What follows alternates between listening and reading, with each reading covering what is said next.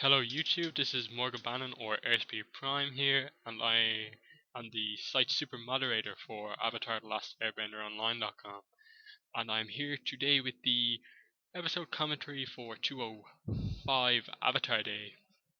Yeah, and as I mentioned at the end of the last commentary, I like this episode. I think it's one of the kind of funniest ones, and it's interesting to note that the fifth episode of season 1 and the fifth episode of season 2 are both really funny.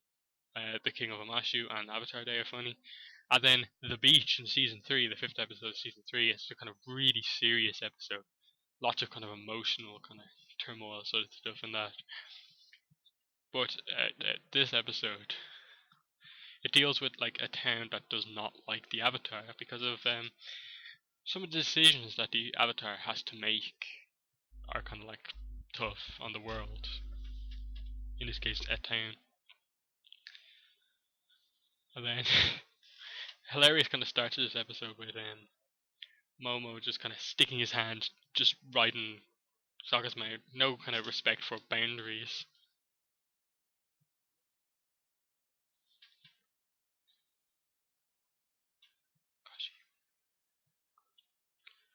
And here's the rough rhinos. They come in, Colonel Monkey and the rough rhinos. Um, them being Vashir, Ogode, Kashi, and Yelu.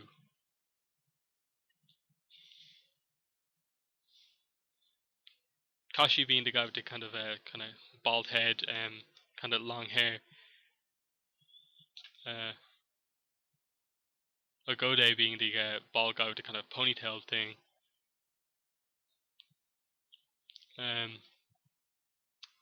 Yalu being the kind of armored guy, and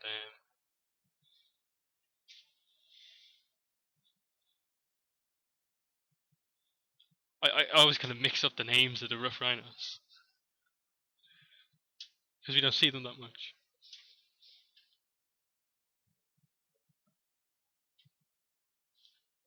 You know, it's interesting. They leave Sokka's boomerang behind, and that kind of like defines him as a person. He's the boomerang guy.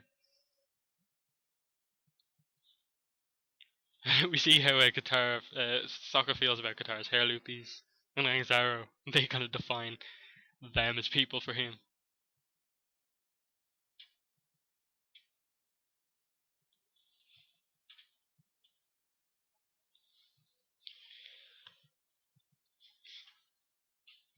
Then they find out it's Avatar Day. And they think like, they've got the Avatar with them, they're gonna get like free food or something like that in this town.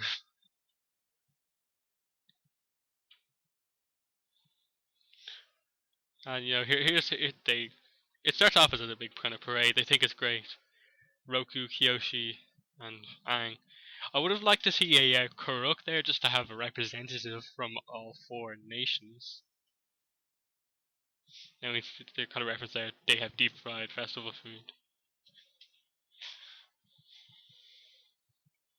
And it's like really detailed, like statues, and you're just kind of like. And then Sokka just sees the torch as kind of like a prop, like the boomerang was to him. And then like they just light the Avatar on fire, Kyoshi on fire,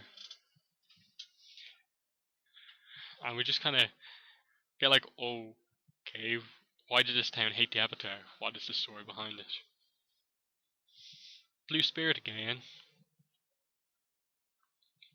And then we know this is kind of carrying on from the previous episodes with Zuko does not like being a kind of peasant on the run as he is now.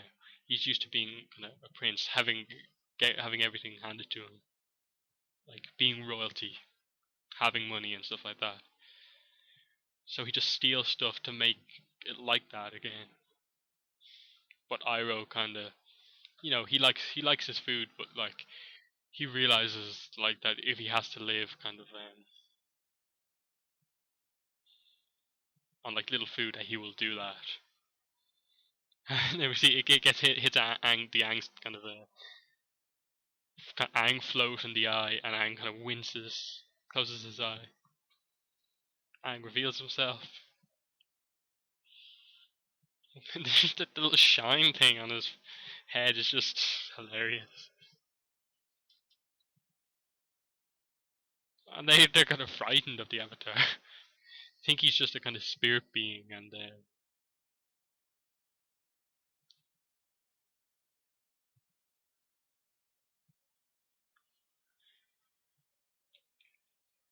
then we get this thing like past life, but we know now that each Avatar is their own individual person. Like the reincarnation thing is just that the Avatar spirit kind of goes from person to person.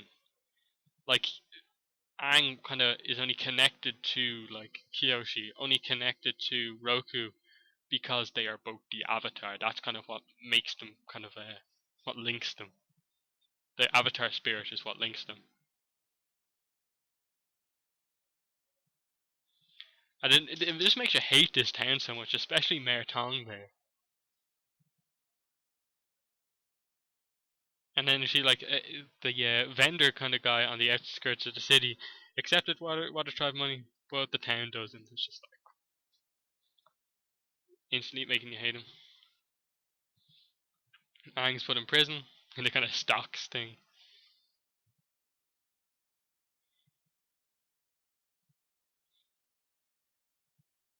And it's just a great shot. The way it kind of it cuts like it's not Sokka actually moving. He just kind of like appears at the back of the room. Swish swish, airbending slice, which will later be referenced in the finale. He's going to use an airship slice.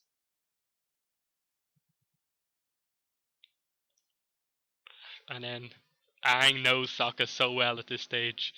He's like, "Hey, aren't you an expert detective?" And Sokka's like, "Yeah, I don't have my boomerang anymore, so yeah, I'll be a detective."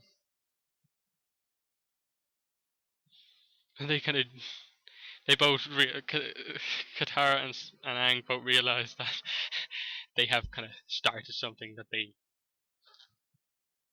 will later regret. He uses props. Sleuth Sokka is born. The monocle, extending monocle, and as we'll later see, bubble pipe of epicness.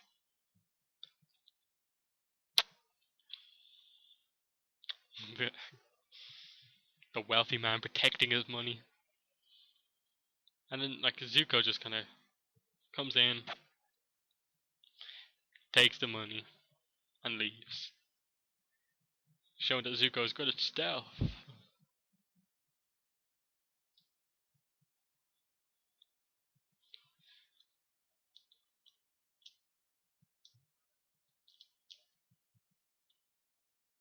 And then it's really interesting the way they kind of uh, see things kind of backwards here, because this is the mainland, and we know that Kyoshi Island was connected. Chin was killed because Kyoshi separated her island from this place, and that is actually Chin's footstep.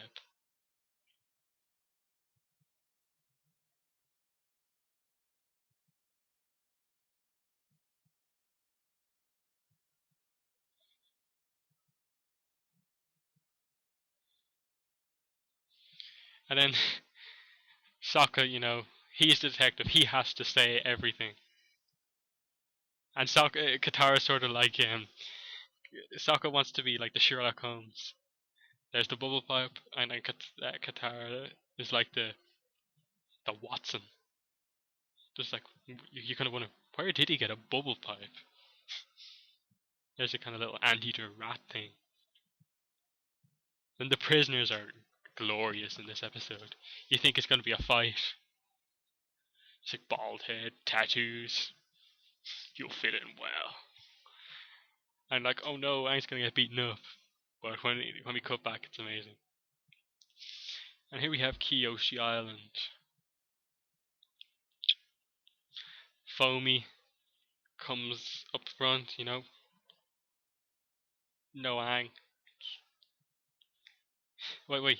Yeah, he foams up, realizes there's no Aang, and then it's just like, I embarrassed myself for no reason. Epic. And there's Coco. Great references to the episode. It's interesting that the people of Kyoshi Island wear blue, sort of like the Water Tribe. And then there's Foamy embarrassed, freaked out for no reason. Just wipes that foam away. Oyashi.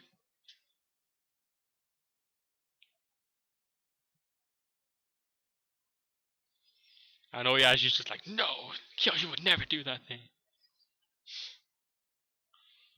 Eager to help out. Really treats Sokka like a detective. And there's their Suki reference. The little look there from Katara, if you weren't kind of paying attention to her, she looks at Sokka when he mentions Suki. Obviously, that further emphasizing the kind of relationship they had, Sokka inspired Suki to go off and help the war.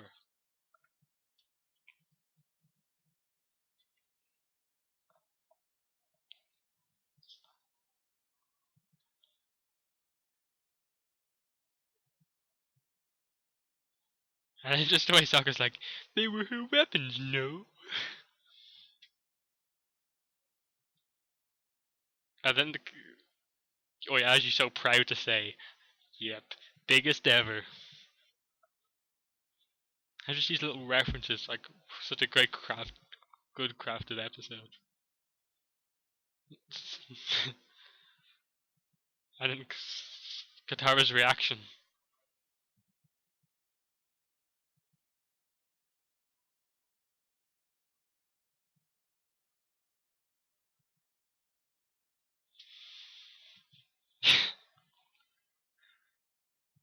And just the way they're so nice to Aang, he really does fit in well. They're just nice guys. Softies at heart. Giving him girl talk. You're the Avatar, you're handsome, look at you! Just don't be afraid to tell how you feel. It's just like... It's such a weird humor, but it's glorious.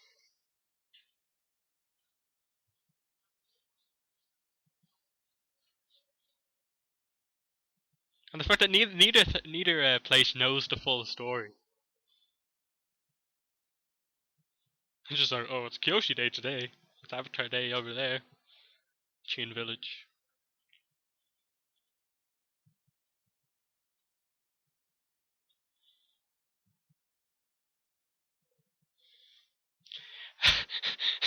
And then, Sokka is completely annoyed with Katara for completely stealing his kind of thunder. He's going to reveal the big reveal.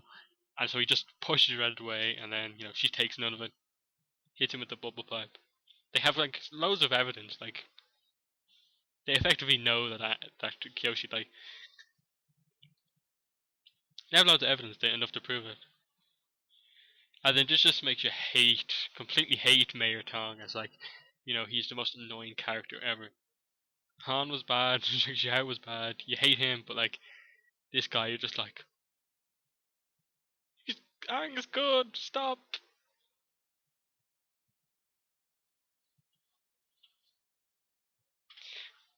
And then when he says the thing about, like, we deal with justice here, and he's like, because it's just us. And I hear Aang starting off like he's completely confident.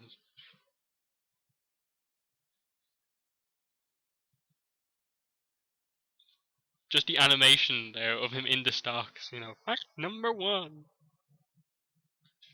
And he just completely ruins all the evidence. Confuses everyone.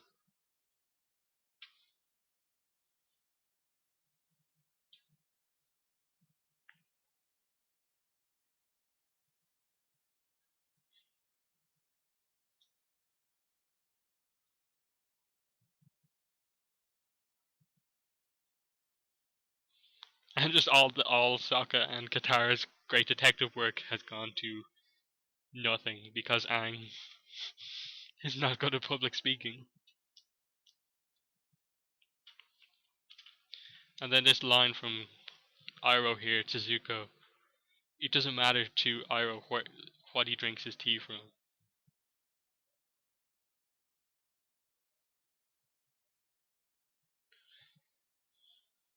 simple honor in poverty. But like this should kind of help Zuko, but it doesn't. He's only obsessed with his getting his father's kind of love, his honor back from his father.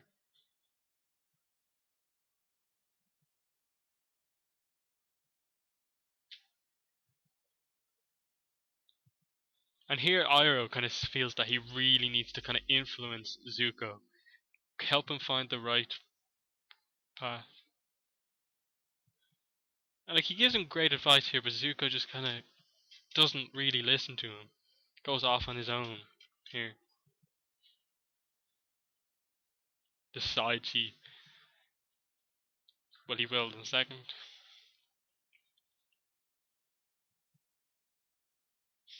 And there's just the humor of this episode. They have.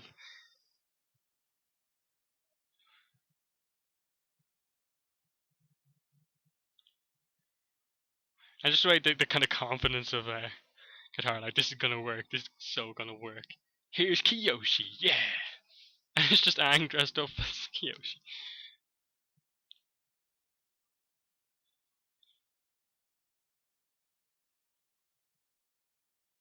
And then I do believe in the power of stuff. What a line from Jack just saying that as Sokka. Then Aang's Kyoshi voice. Again, credit to Zach Tyler Eisen. He has a great kind of old man voice and then a great kind of fake woman voice there. And then here, kind of the kind of spiritual connection of those clothes to Kyoshi kind of triggers with Aang, and we see Kyoshi manifest herself through Aang, and she's just like, "Yeah, I did it." Get some backstory, which is also further expanded in Escape from the Spirit World, Kyoshi.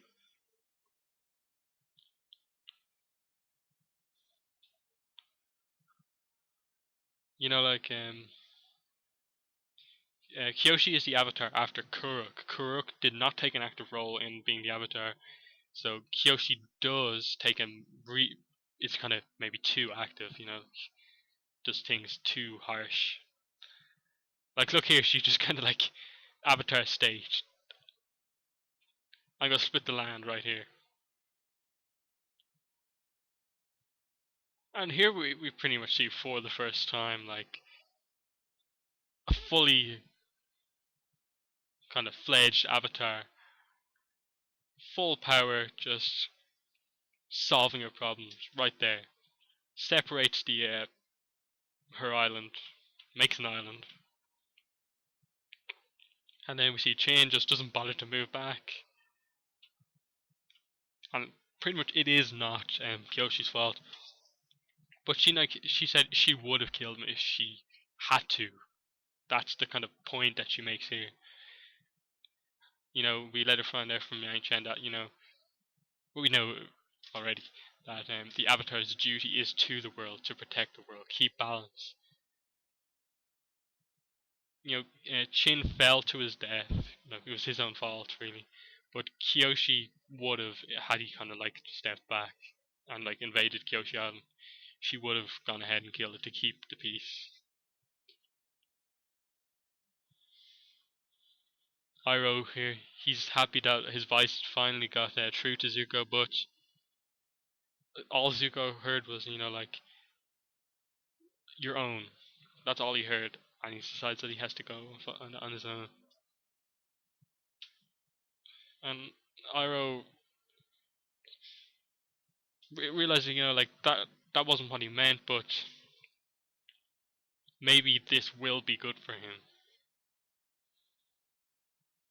doing it on his own.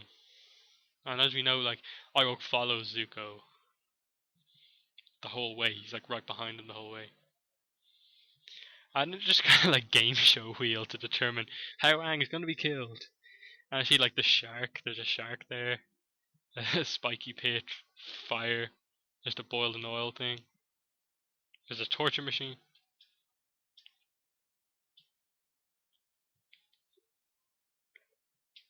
Community service.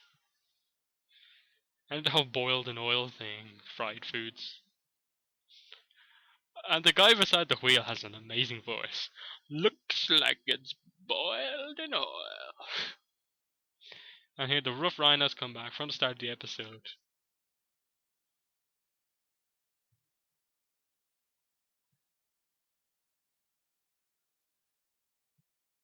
See, there's the statue goes down. Mayor Tong hides, and like instantly all his power has gone. Aang realizes, you know, he can get out of this. He's gonna save this city. I know here we know Aang is good with fans from his time on Kyoshi Island. Just goes straight for them. And again, he has some skill with fans there. Takes out one of the rough rhinos. Mayor Tong is almost killed.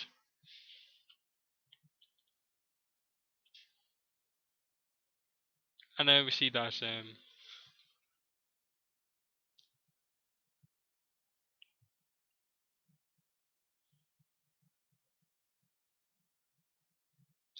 Vashir, the archer member of the Rough Rhinos, is just his kind of markings and skill with a bow make you believe that he was a former Yuyan archer, which is just an interesting thing if we ever get a backstory on him. And then here's the thing about Sokka's boomerang: he constantly he loses it a few times and it always comes back. His props come in handy there. Bubble pipe to the rescue.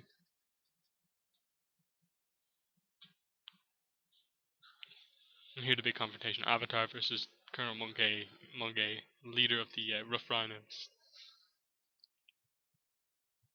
And it's kind of that like kind of samurai thing, like they would charge at each other. Pause as you see the damage. You know, some of the ceremonial stuff comes off Aang. They charge again. And once more. Aang just like airbending dropkick just dominates Monkey. And then Mayor Tong just completely changes his tone. You know, they believe, like they know that Aang killed Chin, but like, do they sort of believe that? It kind of shows you the stupidity of the town in that like they knew nothing about their history because Chin was a conqueror, and they kind of like were celebrating him and like dishonoring the Avatar, and now they kind of don't boil their fried foods in oil because of the Avatar was not boiled in oil.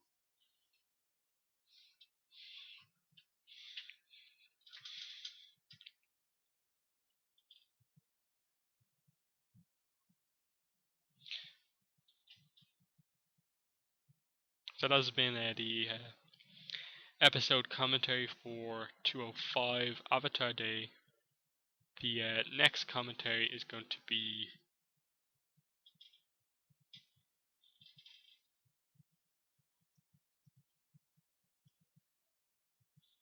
episode 206, The Blind Bandit, which is it's an amazing episode. We have the introduction of Toph into the story. We referenced in the swamp that she would be here, and it's just an amazing episode. One of the best character kind of introduction episodes I've ever seen of any show, and all the kind of wrestling themes throughout it. And Toph is an awesome character.